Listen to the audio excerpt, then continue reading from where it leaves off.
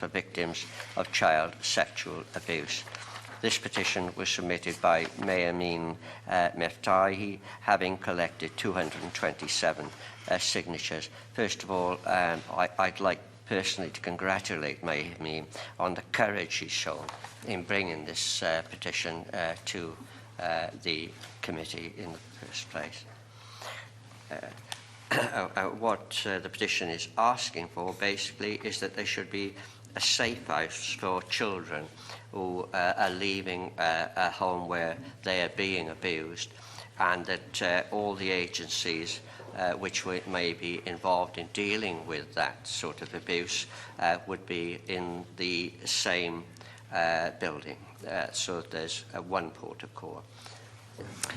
This is a very interesting petition as far as I'm concerned. This is something that our care system, our looked after national local authority care system is meant to do, but it's clear that it's not doing what it's meant to do, and we know that there have been pressures with funding, and that would probably mean that the more extreme cases are the ones that end up in the looked after system. So I think that there is a gap in the system here, and I think as a society we've got to decide really whether we're interested in trying to help and facilitate children's recovery from sexual abuse, or whether we want to continue to hide it away and pretend it isn't happening, because it is something that's perhaps too difficult for us as a society to face. So even though there is, relatively speaking, a small number of signatories to this petition, it is something I'd like us to pursue further. The barn house model that is in Iceland looks really interesting, and the fact that there's something's been set up in London along those lines, I think I wouldn't mind seeing some research into exactly what kind of services they provide. Is it a residential setup, for example, or is it more like the current sexual assault referral centres, the SARCs, that are available for adult survivors of sexual abuse? Either way, there's that provision should provide for children, but it clearly isn't. It isn't doing that comprehensively at the moment. I think that there is, a possibility that perhaps we could visit the institutions they have in London, which would show that we are very serious about this petition. Does anybody else have any comments? No, I agree. I think it's something that we need to move forward with, because a child, at the most vulnerable stage, when they need support, there needs to be that all-encompassing. We have very fractured services, I'm afraid, across Wales at the moment. Yeah, I absolutely agree with everything that's been said, and noting the harm caused to the child by multiple interviews. My concern is that children in these situations also find it very difficult to have a voice, and when you actually deal with the nitty-gritty of some cases, it's absolutely shocking what you come across. And I don't mean the contents of the complaints, I mean the way that the system deals with these children or doesn't deal with them. So I think I fully support this. What I was appalled at, actually, when we were speaking to Mayameen, is that these children are often sent back. Although they go to this centre, and they may go to this centre, they're often sent back to the homes where the abuse is taking place. I think that's absolutely unacceptable, and I think that we ought to, although the petition doesn't actually call for that, I think it ought to be brought to the attention of everybody that perhaps we should have hostels for children who find themselves on this petition, so that once they have assessed and whilst the judicial process is going on, they have a safe place to go to, in the same way as, say, refugees are at the moment. And I think that's a very important. Could I just add in public here that to go back to the voice aspect, because some of us involved in politics in cases like this that declare an interest as a councillor find that maybe when we follow up cases such as this and we want to try and get the voice of the child heard, we may very well find ourselves the victim of, let's say, for example, ombudsman's complaints. And if you look at the way the system is working, the voice of the child isn't being heard, and there are a lot of barriers to people involved in local government, to people involved in this building, to actually trying to get action in cases. And fully support this, but I just wanted to raise that as another issue. And my comment there is an informed comment based on a live case where allegations were made by a child. The people in the background didn't think it was being taken seriously, especially the parents. And instead of those investigations being undertaken and people being informed of the result of them, the counsellor involved has found himself reported to the Ombudsman. Well, I think that this is the whole idea of the Barnahus situation, is that the multiple agencies that might be involved will be there on site so that they could deal with it as a whole and as taking a holistic approach to the whole system. I think it would be useful to get some additional information from the Children's Commissioner as well. Yes. As I started out saying, this should be the remit of local authority care services, and they are not dealing with every case, or they may not be dealing with every case that comes before them. And so some sort of halfway house is what's needed here. But I would like to take the advice of the Children's Commissioner on this, because when you intervene in cases like this, you've got to do it very, very carefully, because otherwise you can cause more harm than good.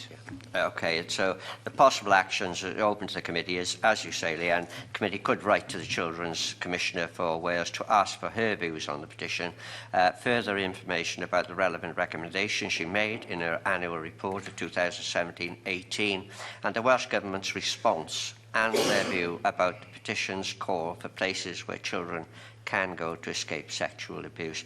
And the committee could write to the Minister for Health and Social Services to ask are facilities available in Wales for the safeguarding of children who are reporting and escaping from sexual abuse.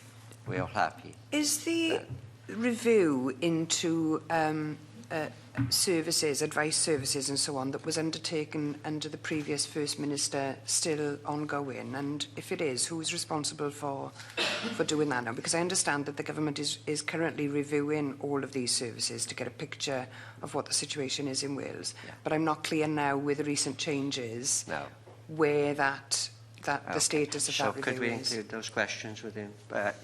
Okay, fine. Thank you. Okay. Right, we move on to item 3, which is updates to previous petitions. The following 2 items are grouped for consideration. The first is allow children in Wales to have a family holiday during term time.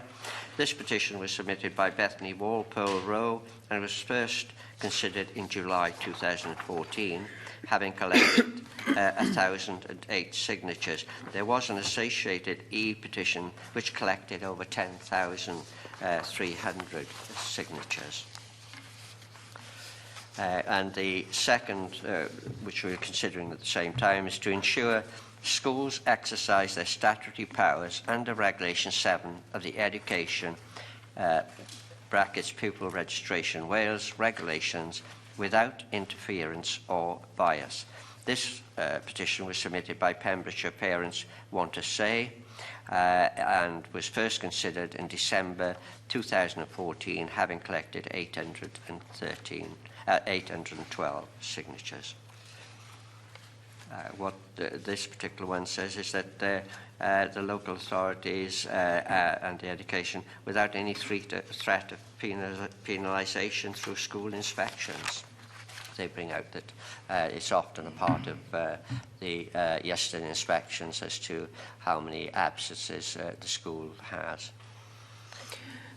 I think the inspection regime is driving all of this, but we've got to recognise that it's the link between poverty and people choosing to holiday out of the school holiday time, then to put a fine on top of that when parents do that is exacerbating the problem. So I think it's sensible for us to find out more about the fixed penalty notices. How many of those have been issued? What kinds of sums are we talking about with that? And to keep a watching brief on the situation as well. Okay. I've got got some figures on that. They're starkingly high. Really Yeah, yeah, I'm sure we've got them somewhere in on our research file. They are really concerning. So large sums of money coming into local authorities through some of these fines. Okay. Yeah, and I believe that a holiday, a family holiday, is, you know, you learn all the skills and things, and I just think that it's pretty good. But I know families who wouldn't be able to go on holiday because it's just shocking how the holiday industry maximises during term time. Because what the petitioners are asking for is that the headmasters should be the people who make the decision they with should regard have the discretion. to whether they should be penalised as such. But the headmasters seem to be constrained by the fact of the advice from local education authorities and, of course, the Eastern inspections, which rather makes headmasters tend to go for penalising pupils in order to keep the figures within their remit. It's really penalised by us. If you drop below a certain number, I have 2 points I'd like to make. One is that we ought to wait for the revised school attendance framework, which is due out sometime this year. The second point is, it often depends on the age of the child and what's happening. So again, anybody who condone a child who's got his GCSE exam on the Monday, going on holiday on that Monday and missing his exams. Very few people would think there's much of a problem with a child in nursery missing a week to go somewhere. So the age of the child and what they're missing, I think, is important. But I think let's wait for the framework. Yeah, and I think we ought to make the point that obviously if a child takes a holiday and it has a bad absenteeism record anyway, then that obviously matters a great deal more to the child than if it's a child who only takes that holiday and has an exemplary record otherwise. So, but I take your point. So we want to find out some more information, Leanne, you said, with regard to the figures that are involved with the fines that are implemented. Do we have a... There was some research published earlier in 2018 that was commissioned by the government, I think, as part of this review that is published online, so we could draw relevant figures out of that. It looks at the whole fixed penalty notice regime, not just in relation to school holidays. But we can pull the relevant figures out of that and provide that back to the committee at a future meeting. Can we find out when the consultation is likely to take place as well? Yeah, I understand it's autumn this year that is intended, but I'm not sure more. Just ask for those figures. Do they differentiate between absences for holidays and absences for other reasons? Because, okay, that's really important, isn't it? Because we don't want to encourage unauthorised absences for other reasons in any way or give any signal towards that, whilst at the same time we want to be able to address this issue. Yeah, sure. That's right. Okay, so the committee could continue to keep a watching brief on the issue and consider the petition again when the revised school attendance framework is published for consultation later in 2019. And in so doing, the committee may wish to note the length of time that the petitions have already been under consideration. I think it's 2014, if my memory serves me right. So they have been a little while in the process. It's only because we started closing petitions down when I took over the chair of this committee prior to you. We had 2007 and 2008 petitions which coming in. Oh, right, okay. Okay, we move on to the next petition, was a presumption in favour of rural schools.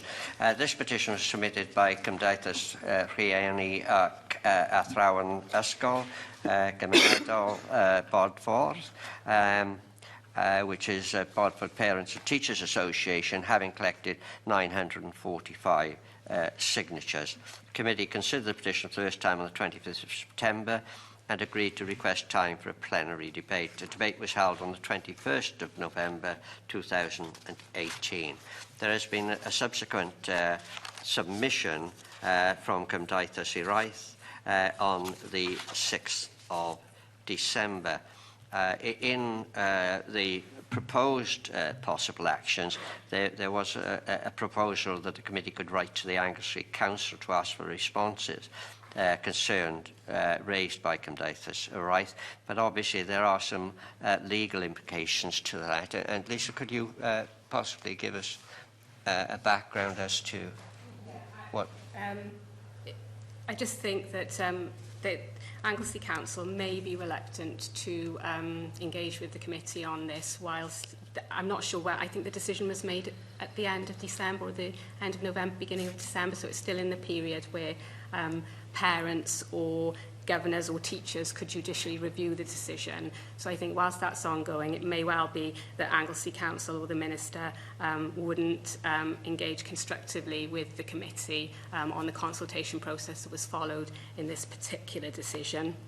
But I think there is a more general point about what parents and teachers can do if they feel that the process hasn't been followed correctly.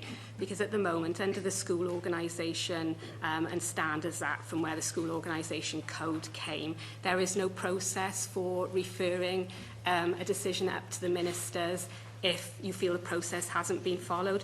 There is a process for Welsh ministers to get involved if, for example, it's in very limited circumstances, if one local authority makes a decision, the other local authority doesn't agree, or a further education organisation that could be affected by the change doesn't agree, but it's very, very limited and very specific. So that might be something that the committee wish to explore with the minister, because other than judicial review, there doesn't seem to be an avenue open to the petitioners in this particular example. Okay, Graham, would you like to make any comments on that? I think the other comment it's worth the committee being aware of is that the petition itself is generally about the school organisation code and how it's enforced by the Welsh Government, for example. The comments most recently received relate to a specific decision in relation to a school made by an individual local authority. So the committee may wish to be aware that a petition, if that petition had been submitted originally, it wouldn't be admissible to be considered by the Assembly. So the committee has the scope to take any decision that it wants to in relation to considering the issue now, but a petition that relates to a decision by an individual local authority is not admissible under the Assembly's petitions process because of the democratic scrutiny processes that exist locally. Just say, I think what we're talking about here, as I understand it, is a general principle about the code and which code and whether it's been followed or not and what the procedure is. And the school in question has been used as an example as to why the old code or even the new code is not fit for purpose. So, for example, the school is full,